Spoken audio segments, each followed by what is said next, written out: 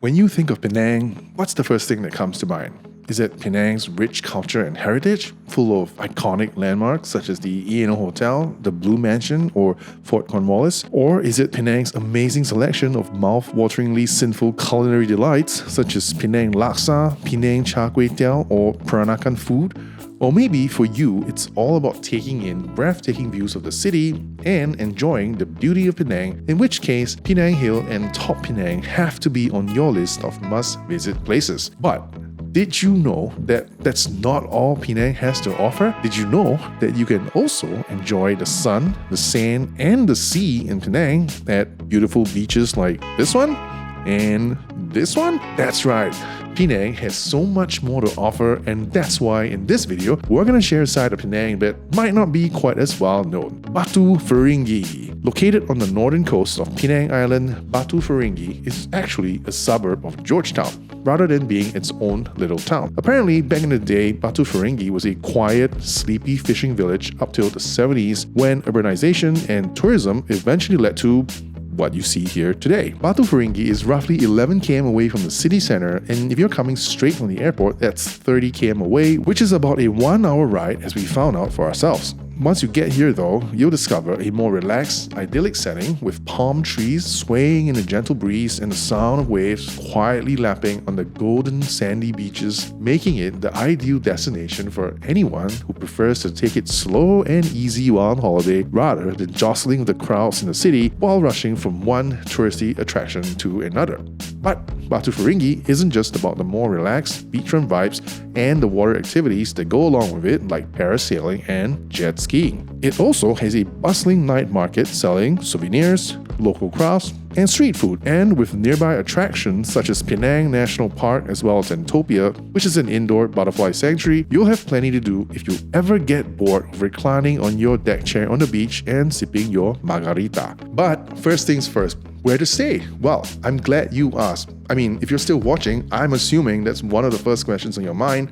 So here are 3 hotels we'd like to share with you. If you've had enough of that city life and you're after something a bit quieter, a bit closer to nature, and with easy access to the sun, sand, and the sea, then you're gonna love staying at the Angsana Teluk Bahang. While the Eastern and Oriental is located in central Georgetown and surrounded by the hustle and bustle that is the heartbeat of any major city, the Angsana finds itself in a more idyllic, tranquil setting, surrounded by gently rolling hills and lush green forests on one side, and the sandy shores and gently lapping waves of Teluk Bahang Beach on the other. With modern, elegantly designed rooms inspired by Peranakan culture and a hotel exterior that resembles a high-end upscale condo, the Angsana has to be one of the best hotels in all of Penang, let alone Batu Ferringhi. We stayed in the deluxe sea view room, and it came with a large, comfy sofa, a king-size bed, a pantry which included a mini fridge and microwave, a dining table, a large bathroom with a bathtub, and an enclosed shower stall,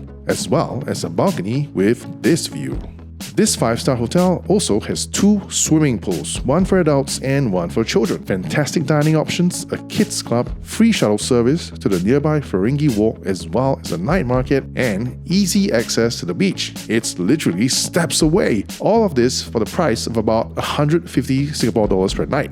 At least that's what we paid when we stayed there. Hard to beat that price for the value you'd get in return, and we would certainly recommend this hotel if you're after a beach holiday in Penang. To find out more about the Angsana Penang, catch our full review via the link above or in the description below. Another hotel you may wish to consider for your stay in Penang is the Shangri-La Golden Sands. This 4-star hotel also offers easy access to the beach, is closer to the night market, which means you can just walk there instead of having to call a taxi, and it's slightly more affordable than the Angsana. Compared to the Angsana, which opened circa 2020, the Shangri-La Golden Sands is an older hotel, having opened all the way back in 1980. Obviously, it must have gone through its fair share of renovation and refurbishment over the years to still be looking as decent as it does, although occasionally it does show its age, most notably in the interior. We stayed in the superior room and we found the overall design to be somewhat dated. The bathroom in particular was rather narrow and cramped. But aside from the somewhat underwhelming room, this hotel has plenty to offer, most notably in its rather impressive pool facilities. Kid-friendly is most definitely one way I describe it, with a shallow pool and a water playground to keep your children entertained for hours. Grown-ups can enjoy kid-free zones as well as access to a whirlpool to kick back and relax. As you walk past the pool and get closer to the beach, you'll find numerous deck chairs sprawled all over the grass, perfect for lounging on and catching up on your favorite book, or sipping on an alcoholic beverage of your choice, or getting a foot massage, or all three at the same time.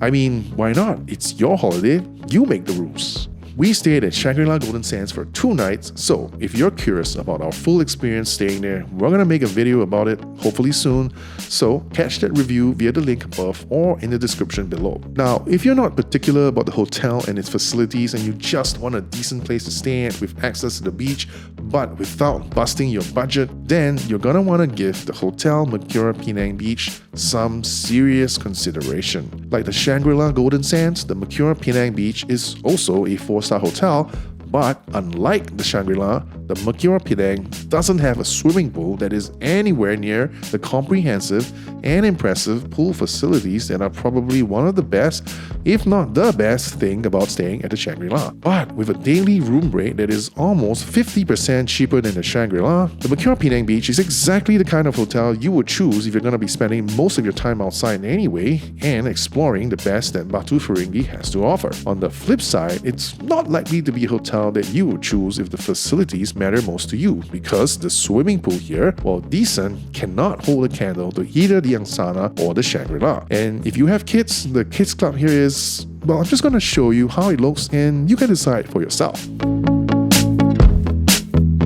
In front of the hotel though is actually quite nice. It doesn't seem to be a popular spot for the typical water-based activities like jet skiing and parasailing, probably because of all these rocks jutting out of the waters nearby, but it's perfect for a quiet morning stroll along the coastline and even a spot of fishing. And what might be compelling to you as a potential guest is that you would pay a lot less for a stay at the Mercure Hotel Penang, but you get a room that is newer and nicer in the Shangri-La Golden Sands. Sure, the slightly run-down exterior of the hotel almost screams budget. The kids club is as close as it can get to the definition of don't even bother, and the beach in front of the hotel is not going to be featured in any travel magazines anytime soon. But the room is actually quite nice. And if you're wondering just how nice it is, well, then you're going to want to catch our full review of this hotel, again coming soon. Link to that video above or in the description below. So to summarize, of the 3 hotels, the answer is obvious. The Angsana Teluk Bahang is the best, no question about it. It's the newest, it has the best rooms, and it is a 5-star hotel. But it is also the most expensive of the 3.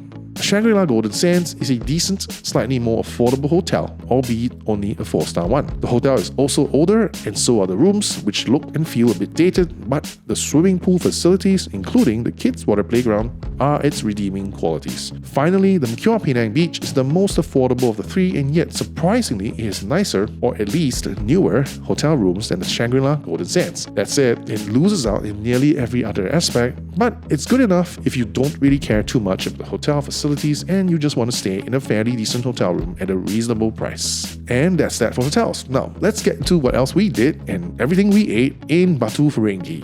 Ferringhi Walk is a casual beachfront spot / mini shopping mall in Batu Ferringhi where you can grab dinner, do a little bit of window shopping, and soak in the seaside vibes. Over here, there are various restaurants to try out, such as Bora Bora Terrace Bar, a few cafes including a coffee bean, as well as a couple of convenience stores. Nothing fancy, but it's a nice place to spend an evening after hanging out at the beach all day. It's worth a visit if you just want to unwind in a casual, relaxed setting with decent food and a somewhat nice view. Just don't expect a huge, sprawling mall full of stores with designer goods or even a crazy nightlife scene. Ferringhi Walk is more of a laid-back, take a quiet stroll kind of place. That said, catching the sunset there while dining on the beach, close to the waves, does feel like something you don't want to miss when you are in Penang. I mentioned Bora Bora Terrace Bar just a couple minutes ago. It's a popular beachfront restaurant in Batu Ferringhi. Located in Ferringhi Walk itself, the restaurant's casual, open-air setting exudes a laid-back and relaxed vibe. You can either choose to dine indoors or on the beach itself, the latter of which is a more popular option for most diners. And with good reason, because other than feeling the cool breeze on your cheeks and the soft white sand between your toes, you can also catch a great view of the sunset. The menu here is rather diverse and should cater to a variety of dietary preferences with a selection of local food such as Penang char kway teow and nasi goreng to western food like pizza and grilled chicken. For the merrymakers out there, the restaurant's happy hour is until 7 p.m. and they seem to have some sort of alcoholic drink promotion every other day like this one where you buy 5 tequila shots and get 1 free. Personally, we've gone to this restaurant twice, and while we wouldn't say that you must come here if you're in Penang, we would say that if you do choose to patronize this restaurant, you can expect decent food, decent drinks, and decent prices. Now, if you're looking for something a bit more local, along the stretch of road between Shangri-La Golden Sands and Ferringhi Walk is this open-air food court called Long Beach Cafe or Ferringhi Station, depending on where you look. I mean, on Google it's called Long Beach Cafe, but when we were actually there, the sign said Ferringhi Station, so anyway, in Singapore, we would call this sort of eating establishment a hawker center. There are various food stalls here selling a variety of cuisines including local Malaysian food, Indian, Chinese, and even Italian. There's no shortage of dining options here, and you're sure to find something that will satisfy your palate and fill your belly. We've eaten here a couple of times, and each time we ordered from this Chinese zicha restaurant called Ong Lai Seafood. The prices are reasonable and the people running the stall are friendly and accommodating. Here's everything we ate. I felt the food was quite fresh and very homemade. Overall, I would recommend trying Ong Lai Seafood if you're in the area and you have a hankering for some home-style, straight Chinese food. And even if that's not what you're after, like I mentioned earlier, there are plenty of other food stalls to try.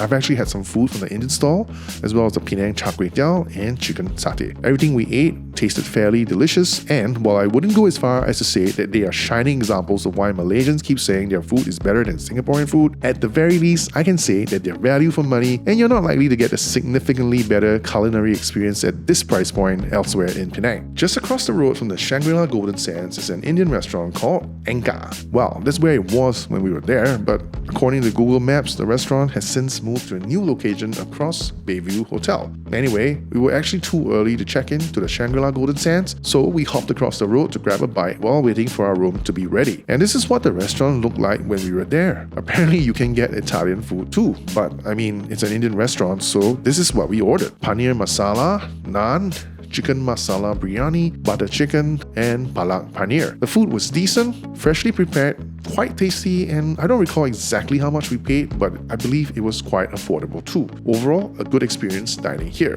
Oceano Symphony is another beachfront restaurant and bar, much like Bora Bora Terrace Bar in Batu Ferringhi. But unlike Bora Bora, which is located in a mall, Oceano Symphony is all by itself in its own cozy little corner of Penang. With less foot traffic to this somewhat secluded location, there's a more serene and peaceful vibe here. The picturesque views, gentle sea breeze, and quietly lapping waves create an atmosphere and ambience that is at once soothing and relaxing. Like Bora Bora, the menu at Oceano Symphony offers both Western and Asian cuisine, although I'd say that Bora Bora has more choices. Not that that's necessarily a good thing. Anyway, here's what we ordered: carbonara, pizza, Arabian chicken, and eggs Benedict. Whether it was the portion sizes, the taste, or the presentation, it was all pretty decent. I'd say that it's not really the food, nor was it the service, but rather the atmosphere and the ambience that are the real stars of the show here.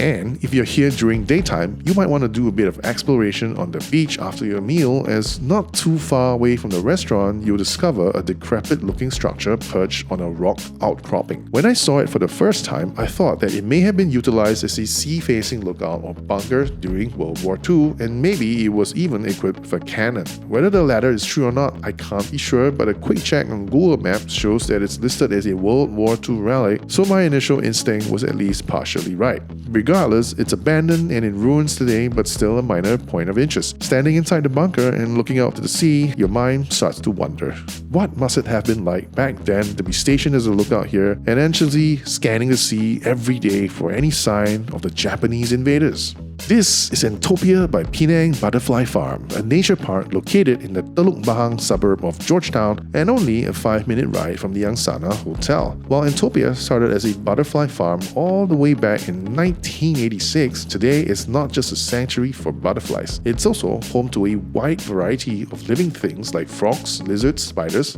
horseshoe crabs, and even cockroaches. If you're skittish when it comes to creepy crawlies, don't worry, they're all confined within their own little enclosure, so you can observe them with relative peace of mind. Within Entopia, you also find an indoor nature discovery center called Cocoon, where you can embark on a self-guided tour of exploration to discover the world of invertebrates. Then there's Natureland, which is a 150-meter long walkway that takes you through the rainforest canopy. Finally, in the butterfly garden itself is where you'll find up to 15,000 butterflies from up to 60 species free-flying at any given time. In addition to the fauna, there are more than 200 species of flora along with waterfalls, ponds, caves, and more. At 43 ringgit for adults and 21 ringgit for children, it's maybe a little pricey, but it's a relaxing way to spend the afternoon exploring nature in a cool, comfortable, and air-conditioned environment. If you love nature but detest the heat and humidity, then this place is definitely for you. And for families with young children, it's a great place to bring your little ones to learn about nature and all the amazing little creatures we share this earth with. Alright, that's it for this video. Hope you found it useful or entertaining. Hopefully both. If you did, please remember to hit that like button and do subscribe if you haven't. See you in the next one. Wow,